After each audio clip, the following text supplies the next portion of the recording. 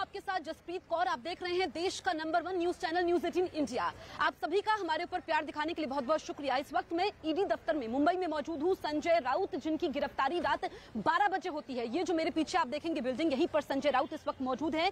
इसके बाद उनका मेडिकल होगा और फिर उनको कोर्ट में पेश किया जाएगा, सेशंस कोर्ट में उनको पेश किया जाएगा, जहां पर ईडी उनकी रिमांड मांगेगी। कितने दिन की उनकी रिमांड मिल पाती है ये देखना होगा। लेकिन जो मैं यहाँ की आपको तस्वीरें दिखा दूं, आप देखेंगे मीडिया का काफी ज्यादा जमावड़ा है। ये बैरिकेडिंग यहाँ पर कर दी गई है क्योंकि एनसीपी का प्रोटेस्ट भी होने वाला है और संजय राउत के समर्थक जिस तरीके से कल उनके घर के बाहर मौजूद थे, उन्होंने हंगामा मचाया। ऐसे में यहाँ पर स्थिति ना बेकाबू हो, ये बैरिकेडिंग, इधर आइए अयाज, आप उधर दिखाइए, वो बैरिकेडिंग दूसरी लेयर की बैरिकेडिंग की गई है। तो सुरक्षा यहाँ पर कितनी पुख्ता की गई है ये आप देख सकते हैं। और मीडिया कर्मी यानी कि हम भी यहाँ पर इधर नहीं जा सकते हैं, चप्पे चप्पे पर पुलिस की तैनाती कर दी गई है। कुछ और तस्वीरें मैं आपको दिखा देती हूँ। अगर हम इधर आते हैं, पीछे आते हैं, तो अयाज आप इस तरफ आइए, उधर देखेंगे हम कि उधर भी बैरिकेडिंग की गई है। तो किस तरीके से यहाँ पर सुरक्षा व्यवस्था चाक चौबंद है, क्योंकि लगातार शिवसेना की तरफ से ये कहा जा रहा है कि ये राजनीति के तहत हो रहा है, बदले की कार्रवाई है और केंद्रीय एजेंसी का दुरुपयोग हो रहा है। तो यहाँ से इधर बैरिकेडिंग की गई है, कोई गाड़ी यहाँ पे नहीं आ सकती है, कोई नहीं आ सकता है, इधर हम नहीं जा सकते हैं, मीडिया कर्मी भी नहीं जा सकते हैं।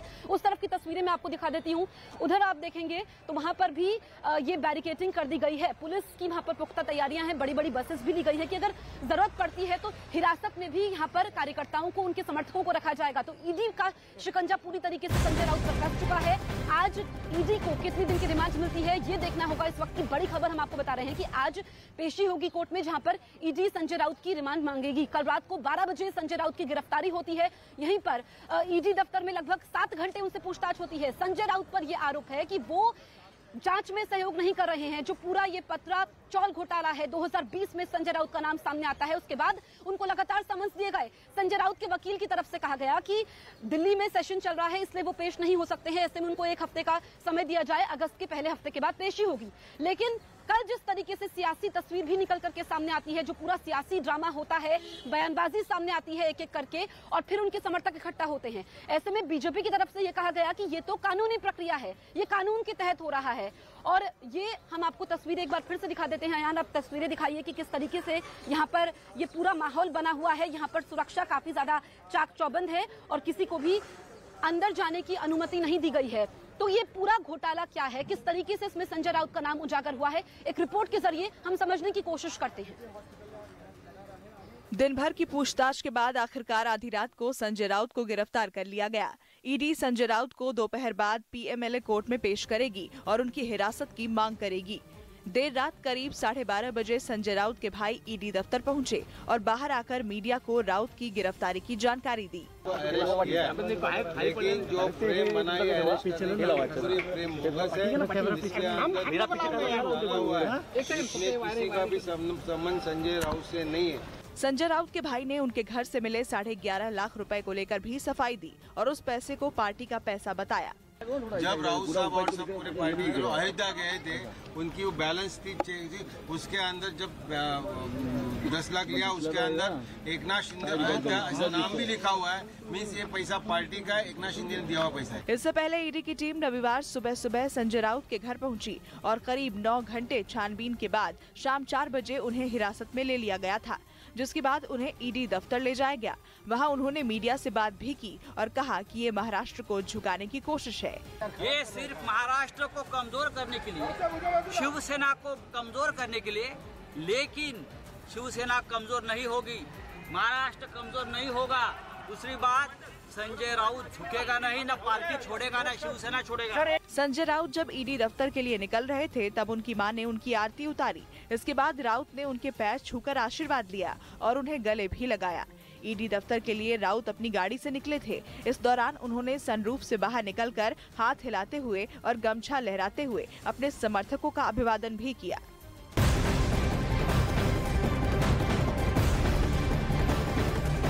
और हम लोग ईडी दफ्तर में मौजूद हैं। इस वक्त की बड़ी खबर आपको बता दें कि यहाँ पर एनसीपी का प्रोटेस्ट होने वाला है। सुबह 10 बजे यहाँ पर एनसीपी विरोध प्रदर्शन करने वाली है। जिस तरीके से संजय राउत को यहाँ पर रखा गया है, उनकी गिरफ्तारी होती है, आज कोर्ट में पेशी होगी जहाँ पर ईडी उनकी रिमांड मांगेगी। इसको लेकर के अब एनसीपी यहाँ पर बड़ा विरोध प्रदर्शन करने वाली है। जो संजय राउत के समर्थक हैं, जिस तरीके से तमाम बयानबाजी सामने आई कि इसको सियासी चश्मे से भी देखा जा रहा है कि बदले की कार्रवाई हो रही है, केंद्रीय एजेंसी का दुरुपयोग हो रहा है। और ऐसे में मैं आपको बता दूं कि यहाँ पर तैयारी पुख्ता की गई है, पुलिस की मौजूदगी हर जगह पर है, क्योंकि एनसीपी के प्रोटेस्ट को देखते हुए तस्वीरें मैं आपको दिखा दूं किस तरीके से यहाँ पर बैरिकेडिंग की गई है। एक बार फिर से आप देखिए कि ये पहली लेयर, ये जो बिल्डिंग है यहाँ पर आमतौर पर जो ये दफ्तर है ईडी का, यहाँ तक अंदर आप जा सकते हैं। ये जो पूरा रास्ता है यहाँ पे आप जा सकते हैं, लेकिन अभी आप देखिए कि यहाँ पर किसी को भी जाने की अनुमति नहीं है। दूसरी लेयर की बैरिकेडिंग भी की गई है क्योंकि यहीं पर इसी जगह पर एनसीपी का प्रोटेस्ट भी होने वाला है। तमाम उनके समर्थक कार्यकर्ता यहाँ पर काफी तादाद में मौजूद रहने वाले हैं। इसको देखते हुए यहाँ पर तैयारी पुख्ता की गई है क्योंकि संजय राउत जो लगातार, जो हमने कल उनके हाव भाव देखे, भाव भंगिमा देखी कि वो ये कह रहे थे कि वो झुकेंगे नहीं। और उद्धव ठाकरे के संकट मोचक माने जाते हैं संजय राउत, जो हर समय उनके साथ रहते हैं। जिस तरह से महाराष्ट्र में सरकार गिरती है उसके बाद जो तमाम खबरें निकल करके सामने आती है, तस्वीर निकल करके सामने आती है, और अब संजय राउत जिनकी मुश्किलें पहले ही बढ़ी हुई थी, लगातार उन्होंने समन का जवाब नहीं दिया, वो पेश नहीं हुए। फिर ईडी उनके घर पर, ईडी की टीम पहुंचती है, छापेमारी होती है। इस बीच बीजेपी नेता राम कदम का क्या कहना है ये हम सुन लेते हैं। आखिरकार लंबी तफ्तीश के बाद शिवसेना नेता की गिरफ्तारी हो गई। विधि का विधान है, जो जैसे करेगा वैसे ही उसे भरना होगा। यह नया बदला हुआ भारत है। भारत का कानून और मजबूत लोकतंत्र है। यहां राजा हो या रंक हो, नेता हो या अभिनेता हो, यदि जनता की कोई लूट करता है, कानून को कोई तोड़ता है, तो उसकी जगह जेल के सलाखों के पीछे।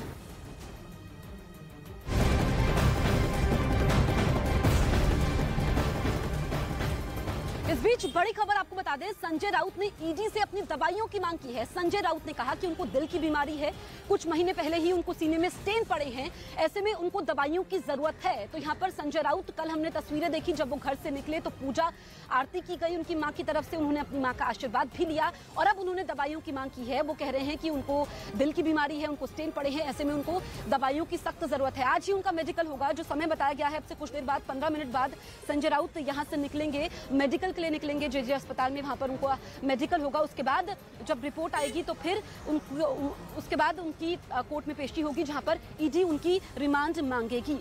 दरअसल जो पत्रा ये घोटाला है, चौल घोटाला, 1000 करोड़ से ऊपर का घोटाला है, जिसको लेकर के संजय राउत का नाम सामने आता है। किस तरीके से जो उनके सहयोगी थे प्रवीण राउत, उनकी गिरफ्तारी होती है, जिसमें उनसे पूछताछ के आधार पर संजय राउत पर शिकंजा कसता है, और कैसे उनकी पत्नी के अकाउंट पर, वर्षा राउत के अकाउंट में पैसे ट्रांसफर किए गए, ये उजागर होता है। एक रिपोर्ट के जरिए हम जानने की कोशिश करते हैं। संजय राउत के घर के अंदर जिस वक्त ईडी की टीम मौजूद थी, ठीक उसी वक्त संजय राउत अपने घर की खिड़की से बाहर निकले, हवा में हाथ लहराया और अपने समर्थकों का अभिवादन किया। दरअसल संजय राउत का मकसद अपने समर्थकों को ये मैसेज देना था कि वो डरे नहीं हैं। इससे पहले सुबह जैसे ही घड़ी में 7 बजे ईडी की इन्वेस्टिगेशन टीम की गाड़ियां शिवसेना नेता संजय राउत के घर मैत्री के बाहर जाकर रुकी। सुबह करीब 7:20 पर ईडी की 3 टीम संजय राउत के घर पहुंची। 8 से 10 अधिकारी संजय राउत के घर पहुंचे और उनसे पूछताछ में जुटे। सुरक्षा को देखते हुए ईडी की टीम के साथ सीआरपीएफ का दस्ता भी पहुंचा। ईडी की संजय राउत से पूछताछ के बीच शिवसेना कार्यकर्ता धरने पर उनके घर के बाहर बैठ गए।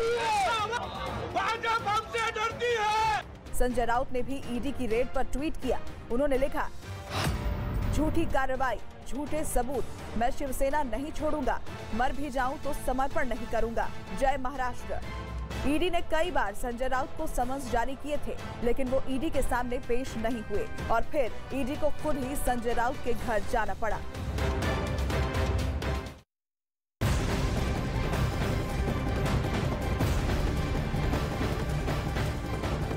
और इस बीच आपको बता दें कि संजय राउत की मुश्किलें कम होने का नाम नहीं ले रही है। अब मुंबई के वकोला पुलिस स्टेशन में संजय राउत के खिलाफ एक एफआईआर दर्ज हुई है। पत्रा चौल घोटाले मामले से जुड़ी एक महिला ने उन पर धमकी देने का आरोप लगाया है और एफआईआर दर्ज हो चुकी है। इससे पहले कथित ऑडियो टेप भी सामने आया था, जिसके बारे में खुलासा होना बाकी है। जो ऑडियो टेप सामने आया था, इसी महिला से जोड़कर देखा गया था, जिसमें संजय राउत की आवाज बताई जा रही थी। लेकिन अब एफआईआर भी इस पूरे मामले में दर्ज हो चुकी है कि इस महिला ने एफआईआर में ये लिखा है कि किस तरीके से संजय राउत ने उनको धमकी दी। और ऐसे में अब संजय राउत जो हर तरफ से घिरते नजर आ रहे हैं, अब देखा जाए तो ईडी का शिकंजा उन पर पूरी तरीके से कस चुका है और 1000 करोड़ से ऊपर का ये घोटाला है, जिसमें लगातार विरोधी पार्टियां ये कह रही हैं कि भ्रष्टाचार हुआ है और कानूनी प्रक्रिया के तहत ये हुआ है, तो इसमें दिक्कत क्या है ये इनको पालन करना होगा। और इस बीच आपको बता दें कि देर रात लगभग 12 बजे संजय राउत की गिरफ्तारी होती है और ईडी के एक्शन पर अब राजनीति किस तरीके से शुरू हो गई है ये हम देखते हैं।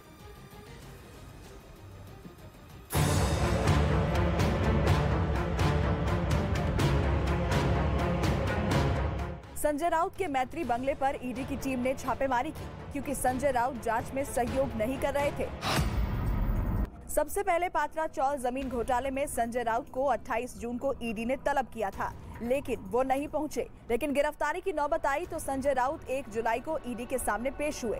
इसके बाद संजय राउत को 20 और 27 जुलाई को ईडी ने बुलाया, लेकिन वो पेशी के लिए नहीं पहुंचे। संजय राउत ने पहले संसद के मॉनसून सत्र और फिर राष्ट्रपति चुनाव का हवाला देकर पेशी से छूट की मोहलत मांगी थी, लेकिन अब ईडी की छापेमारी को शिवसेना ने राजनीति से प्रेरित कार्रवाई करार दिया है। देश में हजारों लोगों पर ईडी के केसेस चल रहे हैं, उन्हें समन्स भेजे जाते हैं 2 बार, 4 बार, 10 बार, लेकिन ईडी किसी के घर में चली जाती है, ऐसा होता नहीं। यह घटना पूरी तरह से राजनीतिक से प्रेरित है। जबकि बीजेपी का कहना है कि अगर संजय राउत ने कुछ गलत नहीं किया तो डर कैसा? डर किस बात का? यदि शिवसेना नेता ने कुछ गलत पैसों की धांधली नहीं की है तो ईडी अफसरों ने जब उन्हें जांच के लिए बुलाया 3 दिन पूर्व, वे क्यों नहीं गए? अफसरों के सवालों से बचने का क्या कारण? उनके पास सुबह, दोपहर, शाम पत्रकार वार्ता करने के लिए समय है, पर ईडी के अफसरों के सवालों का जवाब देने के लिए उनके पास समय नहीं है। क्या देश इस बात की सच्चाई नहीं जानता? यह बदला हुआ भारत है। ईडी के सूत्रों के मुताबिक तलाशी के दौरान संजय राउत के घर से कई अहम दस्तावेज बरामद किए गए हैं, जिससे 1034 करोड़ के घोटाले से जुड़े कई बड़े राज पर्दाफाश हो सकते हैं।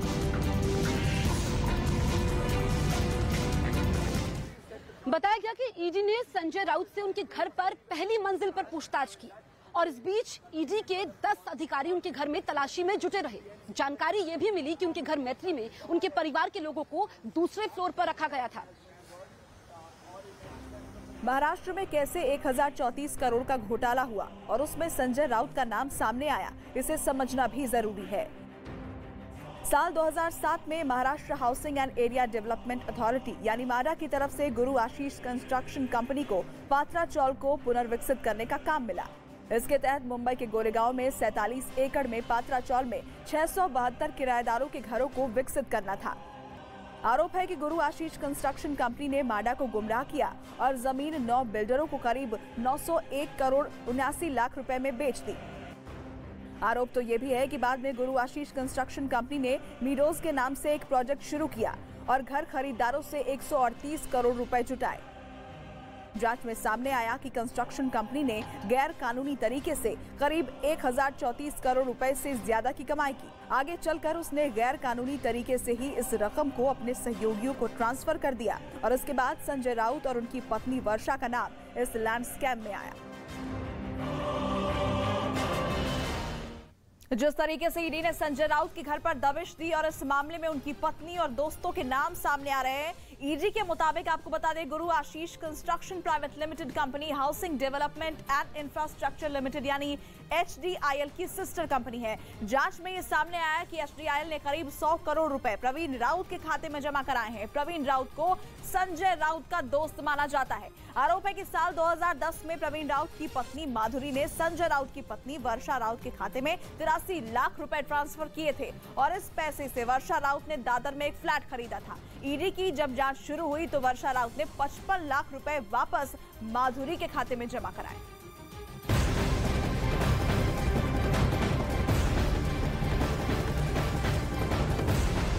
इस वक्त की बड़ी खबर आपको बता दें, ईडी की छापेमारी में संजय राउत के घर से 11.5 लाख रुपए मिले हैं और इस पर अब ईडी पूछताछ करेगी कि ये पैसा कैसे आया। हालांकि संजय राउत के भाई सुनील राउत ने इस पैसे को लेकर के कहा कि ये तो पार्टी का पैसा है। इस पैसे पर महाराष्ट्र के मुख्यमंत्री एकनाथ शिंदे का नाम लिखा हुआ है। तो जो कैश की बरामदगी हुई है, जानकारी ये भी मिली है कि ईडी की छापेमारी में कई अहम दस्तावेज बरामद हुए हैं, जिससे अब शिकंजा संजय राउत पर और कसेगा। जो पूरा कल दिन भर घटनाक्रम रहा, सियासी गहमागहमी रही, उसके बाद से तमाम तस्वीरें निकल करके सामने आई है। और आज का दिन इसलिए अहम हो जाता है क्योंकि ईडी रिमांड मांगेगी संजय राउत की। कितने दिन की रिमांड मिलती है, ये देखना होगा।